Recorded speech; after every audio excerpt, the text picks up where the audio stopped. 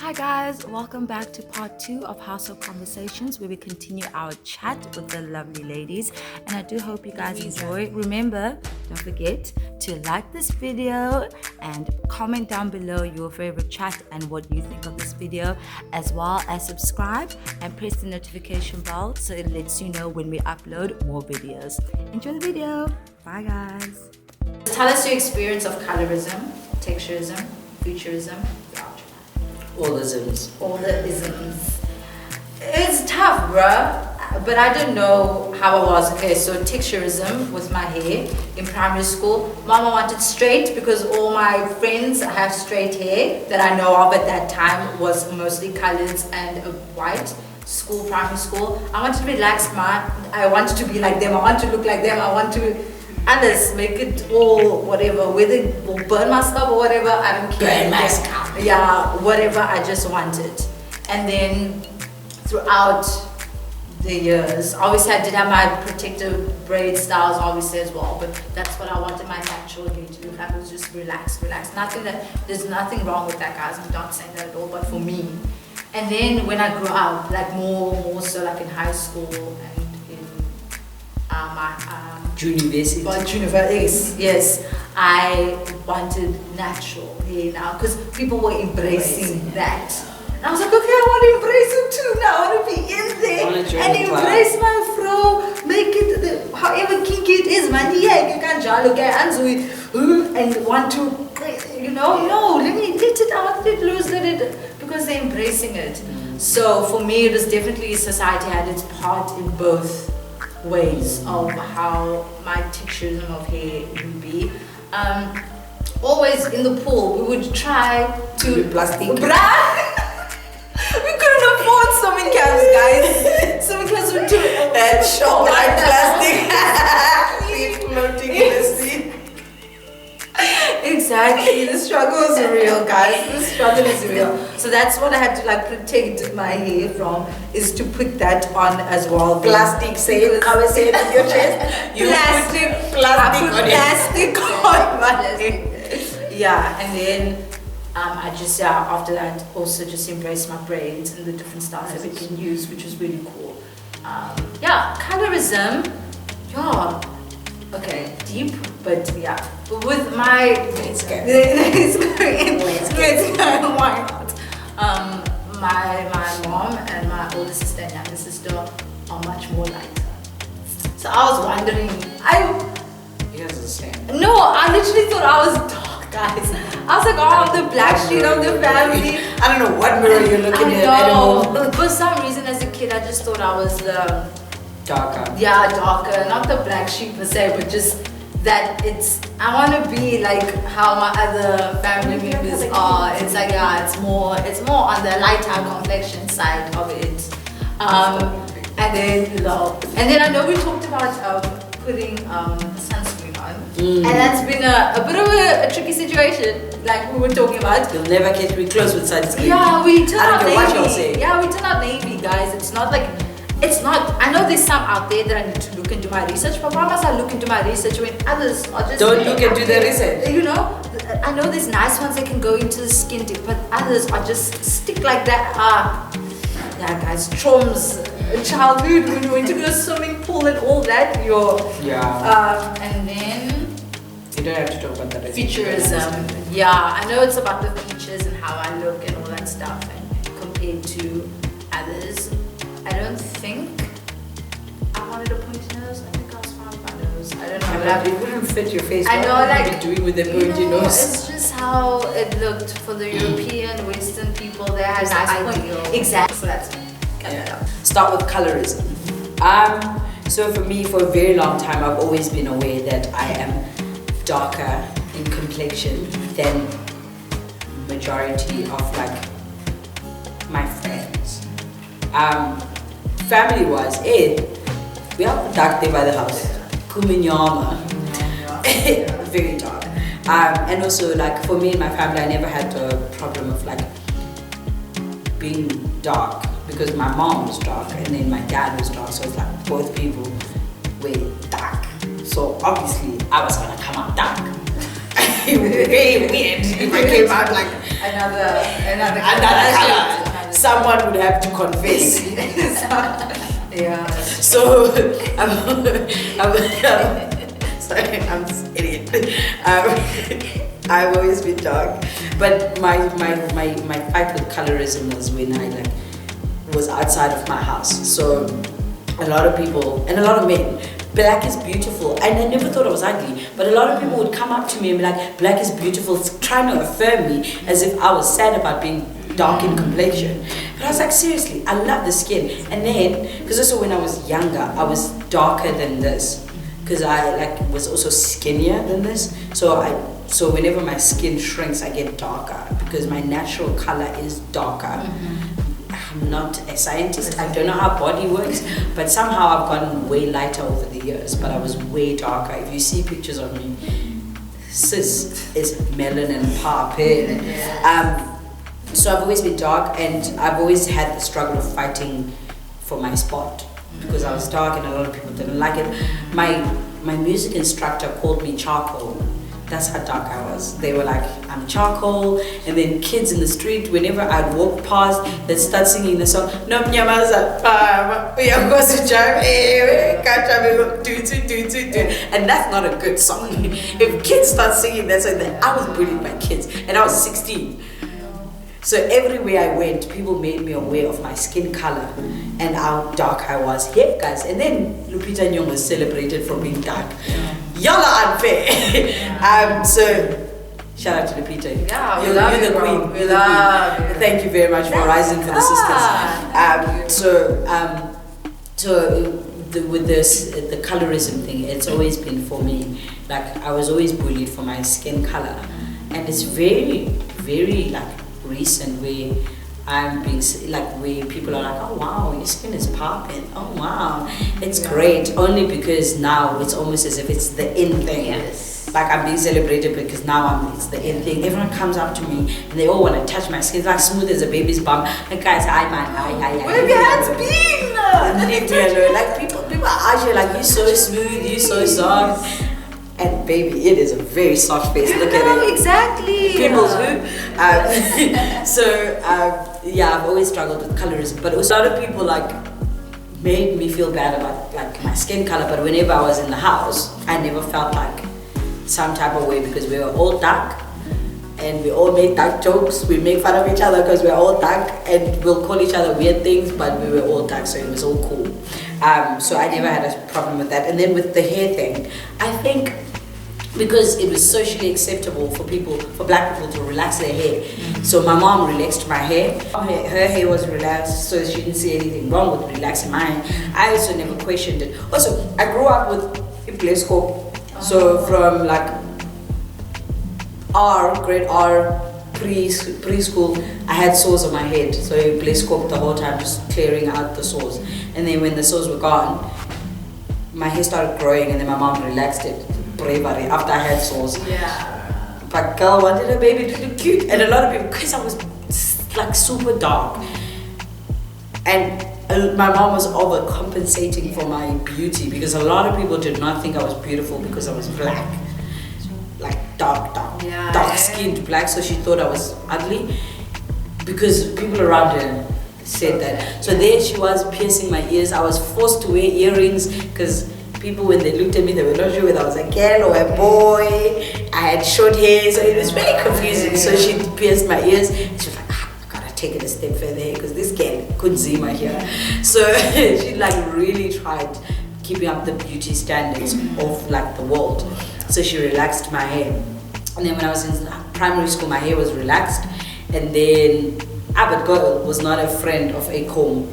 So I had really long hair, but I never liked combing, so I started cutting my hair. I used to get in so much trouble. But you actually do it yourself? Yeah. My mom used to beat the crap out of me for cutting my hair, but I just kept doing it because I hated it. And then when I was in grade 10, I cut my hair. I asked her to cut it. So I cut it, and then I waited for it to grow into an afro. I got dreadlocks. So I had dreadlocks my whole life. I've never had problem with issues. I was accepted in society. I was a black queen with her African hair. So for me, the hair thing was never much of a big thing. And I never felt like I don't think I ever wanted white people hair. There's not much you can do with it. Like, we can get braids, we can do all sorts of things. For me, just personally for me, like, logically for me, it never made sense. I also think because in my family, no one aspired to have that kind of hair. Like, we were all fine with braids, we were all fine with cornrows, we were all fine with just like different types of hair, black hair, that we never like wanted to wear wigs or all these kind of other things. So yeah, with that, yeah. And then with the, is it the futurism or whatever, I think I always loved, I like black features. And I think I was obsessed, like, because for me, what I like about like features, right? It tells a story, it tells history. Like, if I look at my nose, I track down in my family, like, oh, my uncle has this nose, so therefore I need to celebrate and love this nose. As much as it's flat, it's there, but I love it because Tabao has the same nose. Like, for me, features on my face told the story of how I became me and how I am a DNA of this family.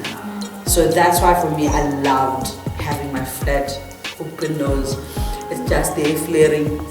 I loved it so much because I could see it in my dad, I could see it in my mom. So it meant that I'm not an alien in my family. It meant that there's history, there's this. And also I used to tell my mom, who has my ear? Like, I used to ask a lot of the questions. I was like, I look at my feet and I'm like, yo guys, my feet, they're like my guinya feet, they're like flat like this. And then my mom was like, no, your grandfather has the same feet. So I'm like, oh, okay, makes sense. So I have a piece of everyone. So that's why I never like had a bit of a problem with the features, because I think it is because how my mom like would explain. She's like, yo, I mean, like they remind me of this person. Your eyes, sorry, I spoke close. Your eyes remind me of this and this and this. So no, I'm not apologizing because it's a bad thing. I'm apologizing because I was trying to tell a story and I started telling the story in English. So that's why I never had a problem with features. It's not even other people make me, like, if someone were to make fun of my nose, that's outside of my family. Can I just also touch on that as to how I know, like, back in the days and all that stuff, how stereotypical it is for a black person to have a big nose and a big mouth and all that. But nowadays people are getting Botox and surgery. They're trying to get our nose. I'm like, and our mouths. How is it now that it's being celebrated and people have to have, but back then it wasn't accepted and now we have to struggle again with our identity and what, yeah, it's very crazy what society makes us like think about ourselves. It's very crazy. Yeah, it's very much so. Like, we want to love our nose and our lips and everything because they tell a story. Like how you came about is like you see a little bit of your uncle, you see a little bit of this person. You might not like that uncle, but you're like, yeah, at least I can like trace where my ear comes from. So it's like, for me, I like that, like you get to see the history of my family through me. But I always had problems with people bringing those things to me and like making fun of my nose. And if you make fun of my nose, I'll make fun of you back. But now Jesus lives in me. I'm no longer that person. But yeah, how are you? I don't think I have any memories of me like feeling insecure with my skin color, but among black people. Obviously, compared to white or colored people, I'd be like, yo, they're so fair, stunning. That's what the world calls, stunning. Yeah. But like in my own race, I never thought, oh, I'm too dark or I'm too light. So obviously relaxing was like a big part of my childhood. It like obviously damaged my hair at some points, burnt my scalp and things. And then even like in primary school, I was like wanting to get weaves. And I in primary school? Yeah, I got a weave in primary school. My mom. Yeah, see. Yeah. Your mom let you get wait, dude, it was even for awards thingy. I was like, I don't want one, I weave all the way. It's like it was because it looked smart, If you want to look smart at the awards evening, you must get a weave. Not fly with my mother. She didn't want to weave. Yeah, she'll just put me in between her legs and force comb me. Because it was like also like a lot of management, that texture of hair. So it was just like getting a weave was just like an easy way out, you know. Like braids, it's beautiful. It takes long sometimes, I don't have the time. But I think I did feel insecure with my hair texture when I looked at, you know, my white and coloured classmates. Like, oh, their hair blows in the wind, and it's so flowy, and you know, it's so princessy, and like, you know, yeah. So I definitely did struggle growing up. But I think when I got to high school, like grade 9 and trick up to then, I was like fine with my hair. I love doing braids. What has your experience been like when it comes to mental health? For me, growing up, like mental health, I was like, I didn't hear about it. Like it wasn't Wasn't a thing. Yeah, it wasn't a household phrase, you know, like mental health. I only heard about mental health when I guess like high school, but still it wasn't like big. It was in university where people were like, whoa, mental health.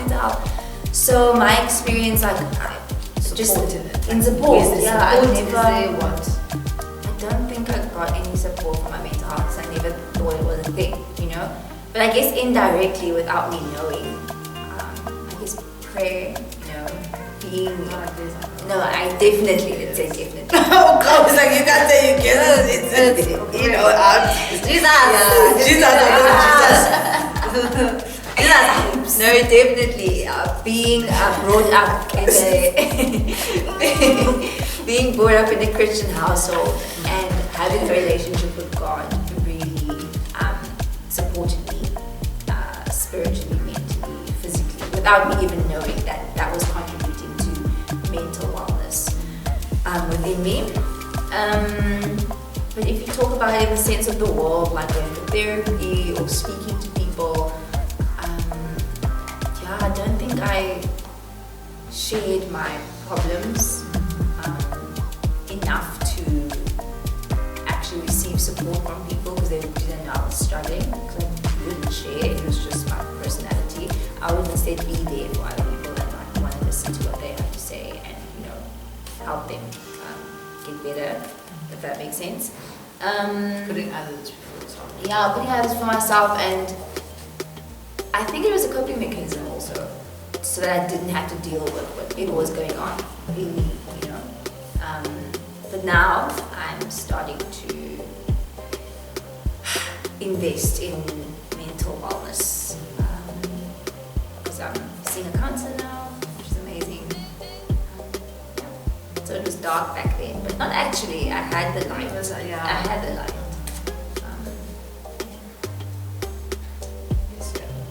Oh, you want me? Okay.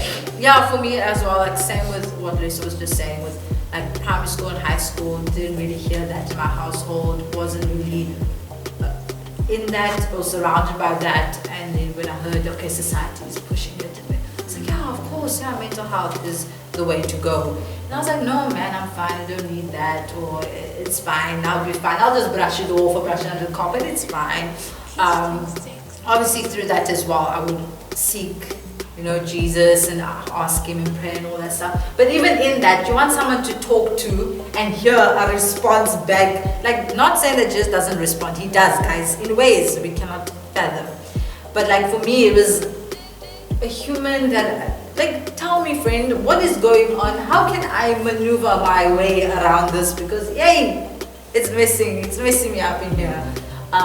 So like when I went to like youth programs and stuff like that, I would recall that I had a leader to talk to about whatever I might be going through, and then she would help me maybe sort that out. So I'm like, okay, that's nice. So I would say that mental health support was in my youth program for a bit there. And then throughout varsity, things were lit, guys. It was very lit. I want to say life group helped me there because I could talk and speak about what's going on, and then people pray for me and then help me in that way. That's mental space. But now also I'm also doing biblical counseling as well, and because the tools that I need and how to approach situations with God by my side, you know, like I'm not forsaking the Lord and I will never, because he hasn't forsaken me. So I'm using, you know, those tools and what it says also biblically, what is the biblical truths that help you to maneuver your life there mentally. So yeah, so the support that I found was through my youth program, through my life group, and through biblical counseling as well. Wow, guys, that was beautiful. We're gonna end it here today. Yeah, it's been so fruitful. It's fruitful. It's been so great. I know, like I think majority of like our stories is gonna be the same. Is that in primary not a thing, high school is a little bit of a thing, university doo-doo hits the fan, and then you're like, flip, I need to get help, and then we get help, and did biblical counseling, like we're all speaking the same thing. So it hasn't been like anything like too much like there isn't like a difference, because I also started knowing. Please take away what I said about doo-doo and the fan. I just realized what I said in my head now, please. So like in high school it was a thing but not a thing, you know. Whereas now we're moving in a direction where we actually want to focus and like do better and learn more about ourselves. And yeah, mental health support has been slowly being a thing, and I'm very grateful that we're moving in a space where as a society we are caring more about ourselves and caring more about what's actually happening in our headspace. How can we heal? How can we grow? As much as we're eating healthy and we doing the running, like, you know, like the world has done a shift where now everyone's exercising. Now everyone is like looking after themselves and eating healthy and all these different diets. Whereas back then that wasn't a thing. Everyone just cared about staying alive. But now we're in a space where we actually are moving in a much better place, where we actually are taking like time for ourselves and caring for ourselves. So yeah, I like what we're doing about like caring about mental health and caring just about ourselves, and so that we could be a better people for another person. I think we're on the right direction in terms of like our mental support and like supporting one another. So thank you so much guys for watching our video. We really appreciate the love and the support that you've been giving us, and we really are joyous in the feedback that you guys have. So we're just signing out here. Until next time, you'll see us with another video, fresh and ready to shoot, and send it your way. So yeah, like, subscribe, and follow us on our special channels. Yes. And follow the House of Conversation. Yes. And we will be posting stuff soon. Yes. So you don't want to miss out. Don't. We're going to do a day in the life of the queens. Exactly. So come on now. I've said it, now we have to do it. Exactly. So come through, guys. Our socials will be linked down below, as well as our House of Conversation Instagram page. And give a big shout out to Nam. Yes, a big one to Nam, please, guys. Why? Because she edits our videos, so she needs to shout out. Oh, she edits our videos, so she needs to shout out. Exactly. So we'll see you guys. Until next time. Cheers. Bye.